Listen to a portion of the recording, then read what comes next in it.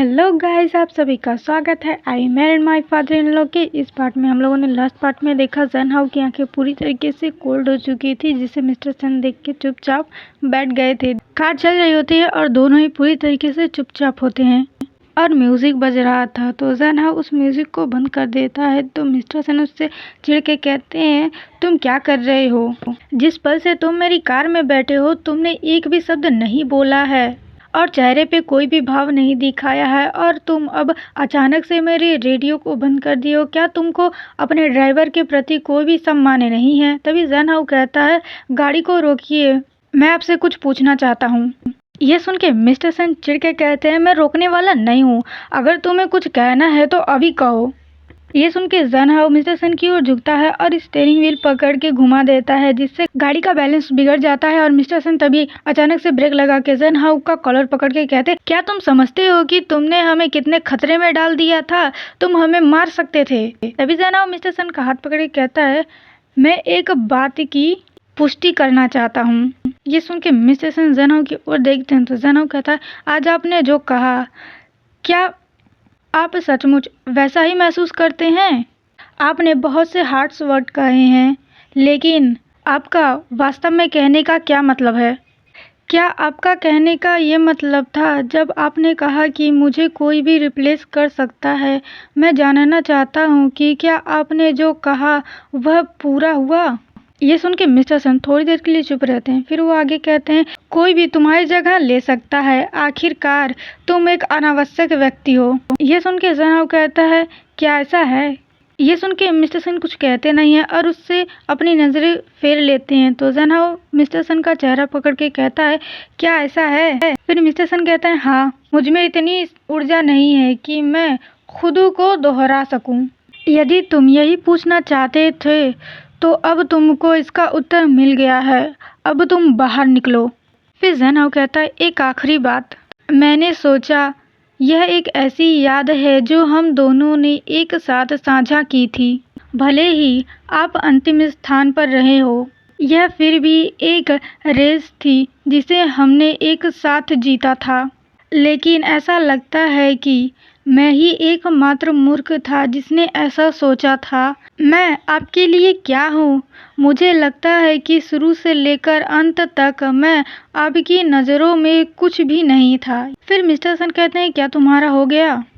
मैं तुमसे बहुत तंग आ चुका हूँ, चले जाओ।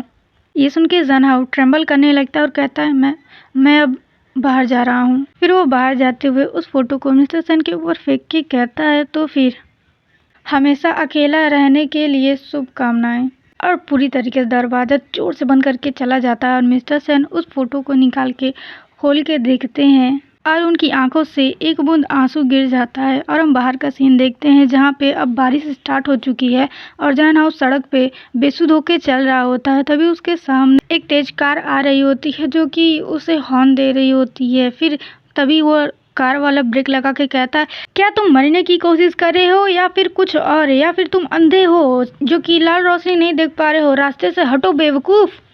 ये सब सुन के जन हाउ उसकी ओर ऐसे घूर के दिखता है तो वो ड्राइवर पूरी तरीके से डर के कहता है, सॉरी, मेरी गलती थी, मैं एक साइकोपैथ से क्यों मिला। यह कह के वहाँ से चला जाता है। तभी जन हाउ की फ़ोन की घंटी बजने लगती है और वो अपना फ़ोन उठा के देखता है किसका कॉल आ रहा है। फिर उस फ़ोन को पिक करता है तो फ़ोन से आवाज़ आती है, हेलो जन हाउ, मैं डैनियल हूँ, हमें मिलना चाहिए, आप अभी कहाँ हैं? आपने मुझसे पिछली बार पूछा था कि आतिशबाजी को कहाँ अनुकूलित किया जाए, क्या आपने सोच लिया? मैं किसी एक को जानता हूँ।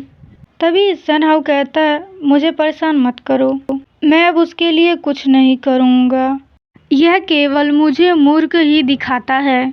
तभी डैनियल कहता है, क्या आप अचानक ऐसा क्यों कह रहे हैं? वैसे भी मुझे किसी के द्वारा रिप्लेस किया जा सकता है।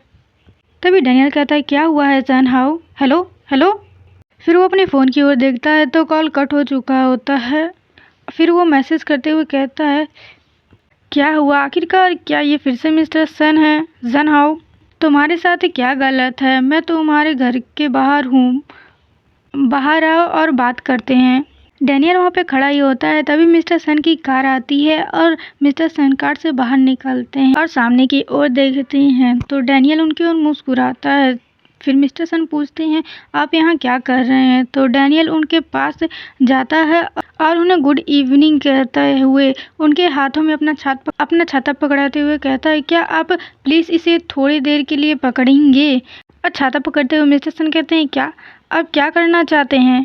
तभी डैनियल मिस्टर सन को एक मुक्का मारता है और मिस्टर सन नीचे बैठ के खांसने लगते हैं। तभी डैनियल कहता है मैं ये काम काफ़ी समय से करना चाहता था, यह अपना गुस्सा जाहिर करने का अच्छा समय है। कितना नासमझ आदमी है, मुझे सच में नहीं पता कि जन हाउ को आप में क्या पसंद है। वह बहुत अच्छा आदमी है लेकिन आप उसे हमेशा परेशान करते हैं, आप उसके सच्चे स्नेह के लायक नहीं है। अगर तुम उसे नहीं चाहते हो तो बस मुझे उसे संजोने दो। ये सब सुन के मिस्टर सन गुस्सा हो जाते हैं और डैनियल का गला दबाते हुए उससे कहते हैं जन हाउ से दूर रहो। ये सुन के डैनियल हंसते हुए कहता है आप कौन होते हैं ऐसा कहने वाले, क्या आप अभी उसकी परवाह करते हैं। तो मिस्टर सन कहते हैं मैं नहीं। तभी डैनियल कहता है या फिर क्या आपने उसे हमेशा एक पालतू कुत्ते के रूप में देखा है। जब आप अच्छे मूड में होते हैं तो उसके साथ खेलते और जब आप कुछ नया चाहते हैं तो उसे दूर भगा देते हैं। ये सब सुन के मिस्टर सन और भी ज़्यादा जोर से डैनियल का गला दबाते हुए कहते हैं मैं कभी भी उसे पालतू जानवर की तरह नहीं रखता। मैं जानता हूँ कि मैं क्या कर रहा हूँ, मुझे क्या करना है यह बताना तुम्हारा काम नहीं है। ये सुन के डैनियल कहता है आप डरते हो, आप बस अपनी कायरता के लिए बहाने ढूंढ रहे हो।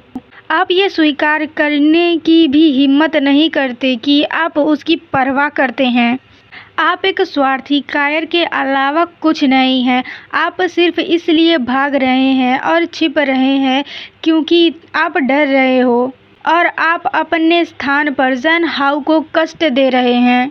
अपने आप को देखो सर, आप बस एक पीस ऑफ शिट हैं। इसी बारिश में पूरी रात निकल जाती है और सुबह के टाइम जन हाउ अपने कमरे में से निकलता है तो वो मिस्टर सन को देखता है और मिस्टर सन भी उसे देखते हैं। दोनों एक दूसरे को देख के अनदेखा करके चले जाते हैं। तभी जन हाउ के दिमाग में क्लिक होता है कि मिस्टर सन के चेहरे पर चोट लगी थी। फिर वो फर्स्ट एड बॉक्स में से बैंडेज ढूंढने लगता है। जैसे ही उसे बैंडेज मिल जाता है वो कहता है इसे जल्द से जल्द उसके घाव पर लगाना होगा। तभी जन हाउ को मिस्टर सन की कही हुई बातें याद आने लगती हैं। वैसे भी यह कोई भी इम्पोर्टेंट मेमोरी नहीं है। जन हाउ आपको मुझे पर इस तरह ध्यान देने की ज़रूरत नहीं है क्योंकि कोई भी आपकी जगह ले सकता है। मैं तुमसे बहुत ही ज़्यादा तंग आ चुका हूँ, अब चले जाओ। ये सब याद आते ही जन हाउ फर्स्ट एड बॉक्स को बंद कर देता है और मायूस होकर बैठ जाता है। फिर सीन शिफ्ट होता है डेंटिस्ट के क्लिनिक में। जन हाउ अपना फ़ोन चेक कर रहा होता है जहाँ पे उसके मेंटोर ने उसे मैसेज किया होता है कि वो परसों वापस आएगा। यही जन हाउ सोचने लगता है कि मेरे मेंटोर परसों वापस आ जाएंगे। कुटकुट भी फिर उस समय चला जाएगा। क्या मुझे मिस्टर सेन से इसके बारे में बताना चाहिए। तभी एक डॉक्टर आके कहता है डॉक्टर जैन बहुत देर हो गई है, क्या आप घर वापस नहीं जा रहे हैं। आप हाल ही में कुछ दिनों से नाइट शिफ्ट का काम कर रहे हैं, क्या आप डॉक्टर सेन के साथ झगड़ा किया है या किसी और कारण से घर नहीं जाना चाहते। ये सुन के जैन कहता ओह अरे नहीं। तो डॉक्टर कहता है ये जानकर अच्छा लगा है। ओ हाँ, हाल ही में फ्लू का प्रकोप बढ़ गया है। आज मेरे पास 10 से ज़्यादा बच्चे आए हैं जिन्हें फ्लू हुआ था। आपको मास्क पहनना चाहिए, शायद ज़रूरत पड़े। मैं अब घर जा रहा हूँ। तो जन हाउ कहता है मैं समझ गया डॉक्टर लियू, कल मिलते हैं। मुझे फ्लू कैसे हो सकता है, मुझे तो पिछले 20 सालों से सर्दी भी नहीं लगी। ये कह के जन हाउ बहुत ही ज़्यादा जोर से चीखता है बिल्कुल नहीं, आछू। फिर सीन शिफ्ट होकर घर का सीन दिखाया जाता है जहाँ पे देर रात जन हाउ घर पे का दरवाज़ा खोल के अंदर आता है तो मिस्टर सन उससे कहते हैं कि शिफ्ट पर था, क्या बात है, इतनी देर तक कहाँ थे। तो जन हाउ कहता है मिस्टर सन मैं रात ये सुन के मिस्टर सन कहते हैं नाइट शिफ्ट, तुम पिछले कई दिनों से देर से वापस आ रहे हो, क्या तुम कभी भी इस जगह को अपना घर मानते हो?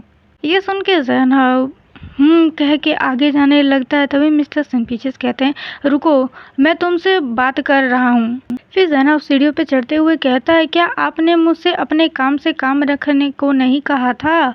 मैं जहाँ चाहूँ जिस समय चाहूँ जा सकता हूँ। ये सुन के मिस्टर सन कहते हैं तो क्या तुम वही कर रहे हो जो मैंने तुमको करने को कहा था? क्या तुम्हारा कोई खुद का दिमाग नहीं है? ये सुन के जैन हाउ अपना मास्क उतारते हुए कहता है तो फिर आप कहना क्या चाहते हैं? तो मिस्टर सन कहते हैं तुमको क्या लगता है कि यह एक होटल है जहाँ तुम जब चाहो तब आओ, जब चाहो जाओ? क्या तुमने विचार कर लिया है? ये फूकी फीलिंग्स। तुम मुझे जवाब क्यों नहीं दे रहे हो? तुम मेरी ओर पीठ करके क्यों खड़े हो? मेरी ओर देखो और मुझे जवाब दो। ये कह के मिस्टर सन जैसे ही जैन हाउ का मुड़ाने के लिए अपनी ओर खींचते हैं वैसे ही जैन हाउ मिस्टर सन की ऊपर गिर जाता है और दोनों ही नीचे गिर जाते हैं। तो मिस्टर सन चिल्लाते हुए कहते हैं उठो, क्या तुम मुझे कुचलना चाहते हो? जैन हाउ कुछ बोलने की कोशिश करता है पर वो बोल नहीं पाता है। मिस्टर सन कहते हैं जैन हाउ तुम्हें क्या हो गया है? तुम इतने ज़्यादा गर्म क्यों लग रहे हो? तुमने मुझे पहले क्यों नहीं बताया? तो जैन हाउ मिस्टर सन कह के बेहोश हो जाता है और मिस्टर सन उसे जगाने लगते हैं हे जैन हाउ उठो, हे जैन हाउ। हो सकता है कि आगे के पार्ट्स थोड़े लेट से आएँ क्योंकि थोड़ी बहुत प्रॉब्लम चल रही है। गाइस सब्सक्राइब करके बेल आइकन को दबा दीजिएगा। Thank you.